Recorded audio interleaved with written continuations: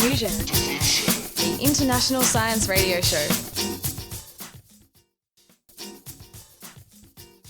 Hello and welcome to a Diffusion interview. On this edition, I'll be speaking to Silvia Vicenzi. Hello. Hello, Silvia. Hi. Can you hear me? Yes. I can hear you. How are you? Yeah. Good. You? I'm good, thank you. Yeah. Hi. My name is Silvia, and I'm a PhD candidate at UTAS, doing a PhD in neuroscience.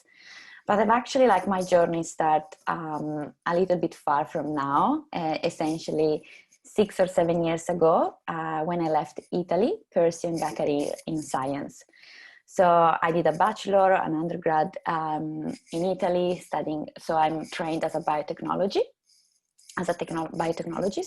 and then I moved to Sweden doing a master in molecular medicine, and now I've traveled all the way down to Sweden, to the other side of the world in Tasmania, pursuing a PhD in neuroscience. And here I am. Silvia, how did you choose neurobiology? Oh, that's a really good question, because I actually love all sorts of sciences. But the reason why I ended up doing neurobiology was, let's say, kind of a chance, because when I was an undergrad in Italy, I really wanted to see how being a researcher was. So I really wanted to have this experience abroad, working in a lab. And so it just happened that I ended up in a lab studying brain cancer, so medulloblastoma, which is a childhood brain cancer. And since then, I got really into this path of neuroscience. And when I came back to Italy, I did a second internship in a neurodevelopmental biology lab. And so I studied the development of the brain. But then, so I felt really exciting studying neurobiology and the development of the brain. But then when I moved to Sweden, because I know I have a passion towards all sciences, I said, okay, Silvia, you just had 2 experiences in your life in neuroscience. You don't know whether this is exactly your path for the future. So let's try something different. So I did many sort of different experiences. So I worked in a lab for physical activity, cardiovascular disease, epidemiology labs, microbiome, regulating the guts and everything, until after all this, let's say, a journey of 2 years in Sweden, I realized, okay, now that I have to commit for a PhD, where is your passion located? Because, during a PhD, you have many ups and downs. So where can you find the strength during your down moment to go back? And that's where I decided that, my real passion reside where in the development of the brain. So I decided to come back to studying neurobiology, and especially the biology of the brain, how the brain develops. So that's my story. Yeah. Wonderful. And what aspect of brain development, how do you study brain development? Yes, so that's a really good question. Having said that, we, for ethical reasons, we are not able really to do this in humans, because we can't really open up a human brain. So we have to rely on this animal model system that we have, or even in vitro neuronal cultures system that essentially allow us to try to model what could happen in a human brain, in either a rodent brain, or for instance, in my case, a zebrafish brain, or neuronal culture. So essentially I take some neurons out of the animals and culture in very small petri dish. So I grow neurons in a dish, and then I can do some analysis with that. And I saw some videos you did for Young Tassie Science. Is it Young Tassie Scientists, or what's it called? Yes, yeah, Young Tassie Scientists. Yes, yes. And zebrafish. Yeah, exactly. Yeah, it's exciting. Young Tassie Scientists is an organization now that runs for many years. I guess it's back from 2003, and every year is run by volunteers.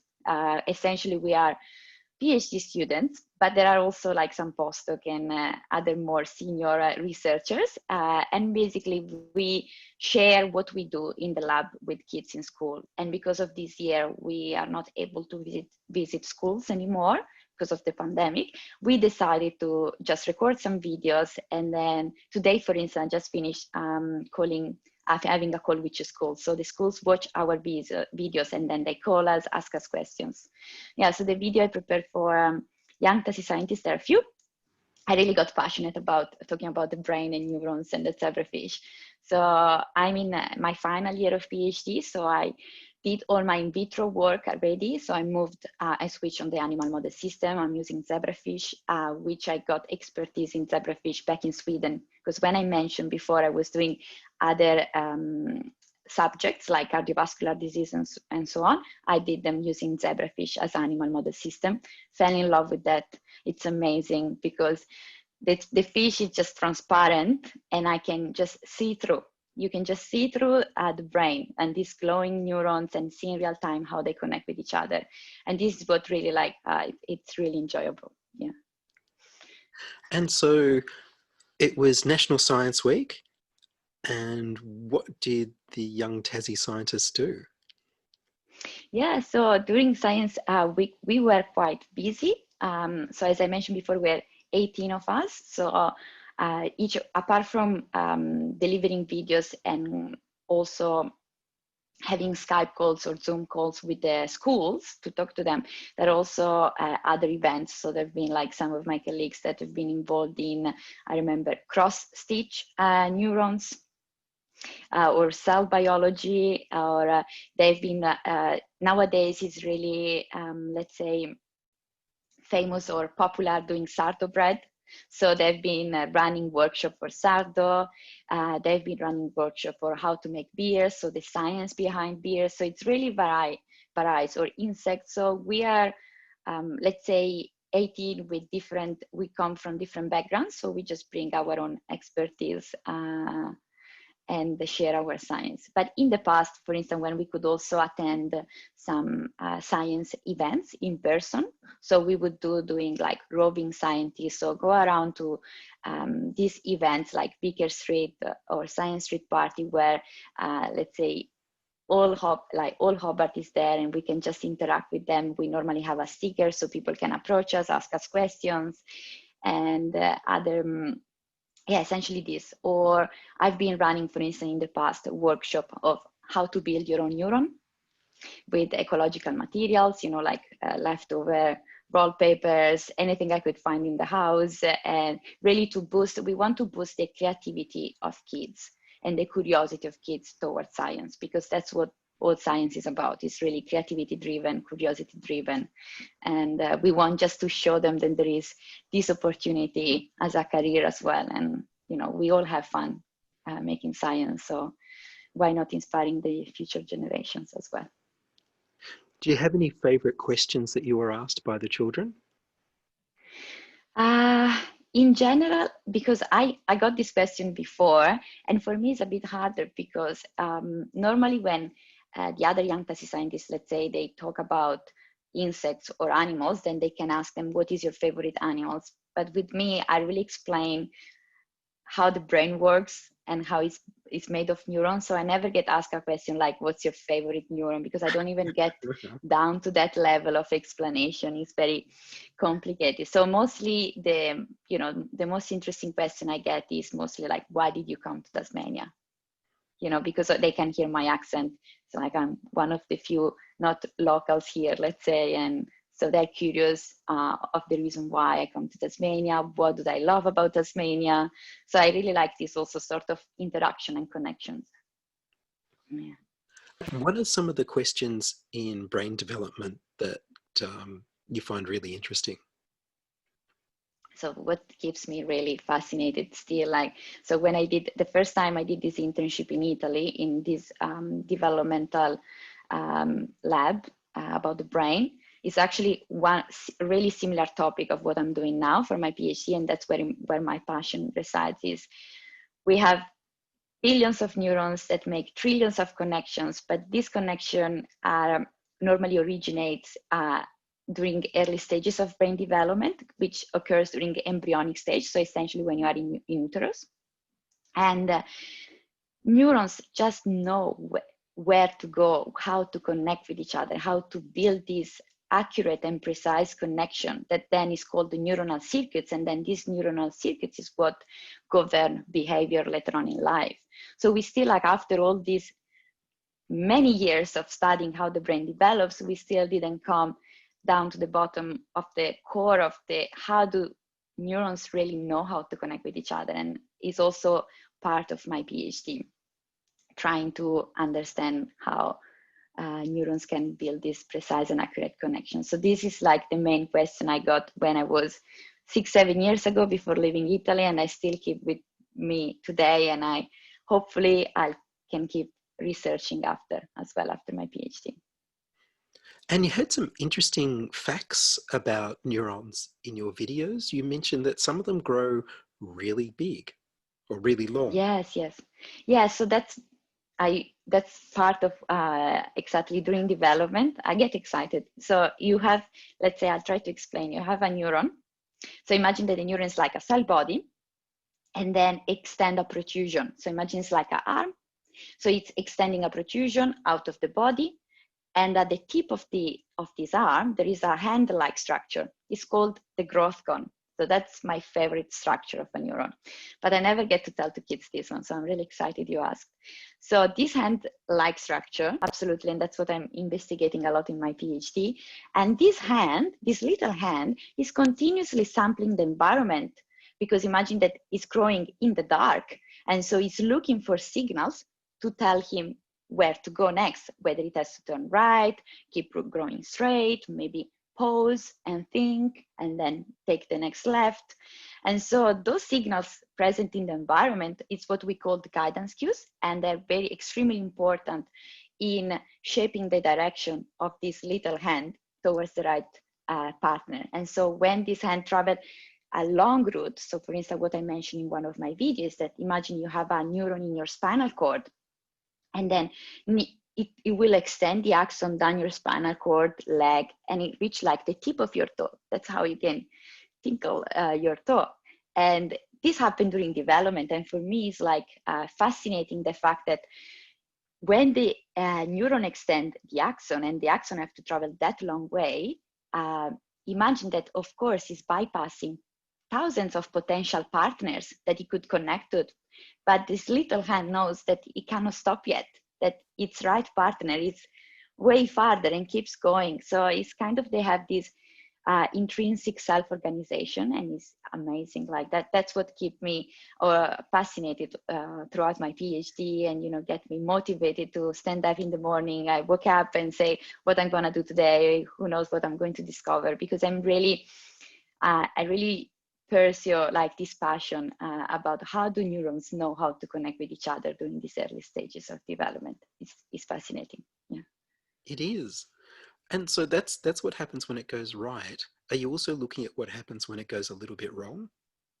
Exactly, yes. So essentially we want to study what happens, or the molecular mechanism. So that's why I do neurobiology. So the difference of, let's say, neuroscience from a psychological perspective, by doing neurobiology, I study the biology, so the molecular mechanism that makes the neuron like turn right or left. So we want to understand what happens in the normal physiological conditions. So when things go wrong, then we could repair these defects during these early stages of we call it axon guidance. It's these early stages of brain circuit formation when neurons get connected with each other. So for example, in my PhD, the main topic that I'm studying is serotonin. And why do I study serotonin? It's because it's implicated in a wide range of complex adult behavior. But we know that all these behaviors are sort of rooted in early stages of brain circuit formation. So it looks like that depending on the levels of serotonin during these early stages of brain development can affect the circuitry, so how neurons will connect, and then later on the behavior that you will show as an adult. So this is really fascinating, and the reason why then I study how serotonin can tell growth cones or this little hand where to go is because then the long-term application would be, can we really repair these defects that we see in disorders or in human cognitive behaviors that are caused by an incorrect circuit formation? Because we all know that usually is how is neuronal circuits that underlie behavior. So depending on the neuronal circuits that builds in your brain during development, that you will have show a certain behavior later on in life. Do we know anything about what goes right when people are talented or gifted? Oh, at least I don't know. Okay. Like in which sense of gifted? You mean like talented in like in playing an instrument, for instance? Yeah, so some people learn more quickly or remember a bit better or have more of a gift for languages or music or science. Yeah, that's right. Yeah, so I guess probably that but I'm really speculating, so I'm not talking based on something I studied. I guess it would be also there related mostly to the myelin also. Could be like doing, the myelin is this sheet, let's say like an envelope that axons, these little arms and hand are enclosed into it. And this is how fast it travels the message. So if I'm thinking from a perspective of how to play an instrument, that would be also the more you practice, the faster you become. But if someone is subjected to be better at something, I wouldn't know.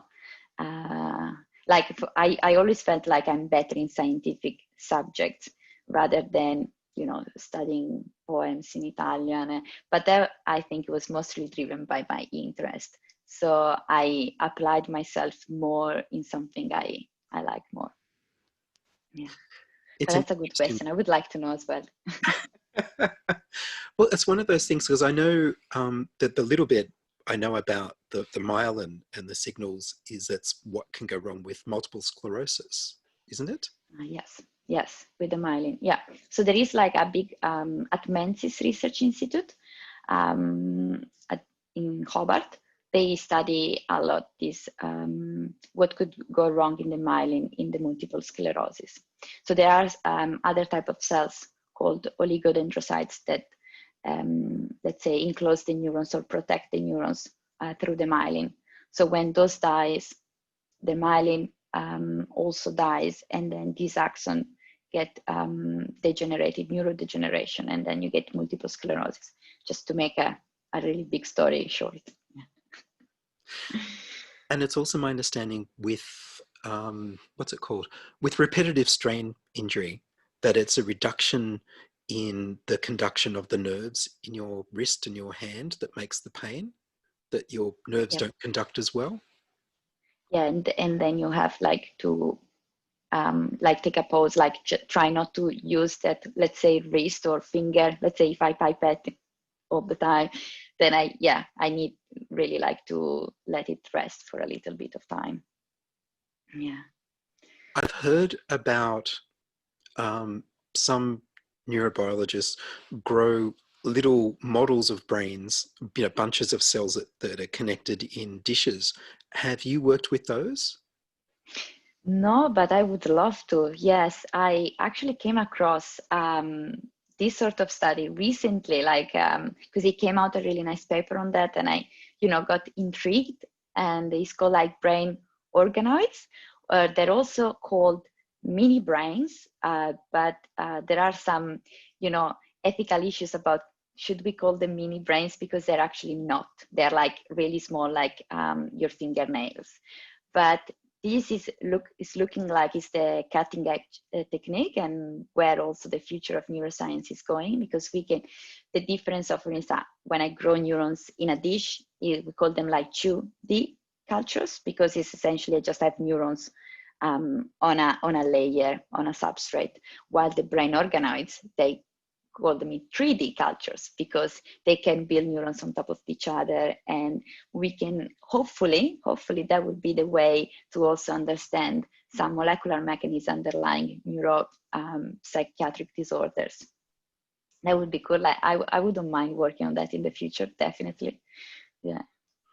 Can I ask you, do you do anything in the direction of neurotoxins, or is that totally outside of brain development?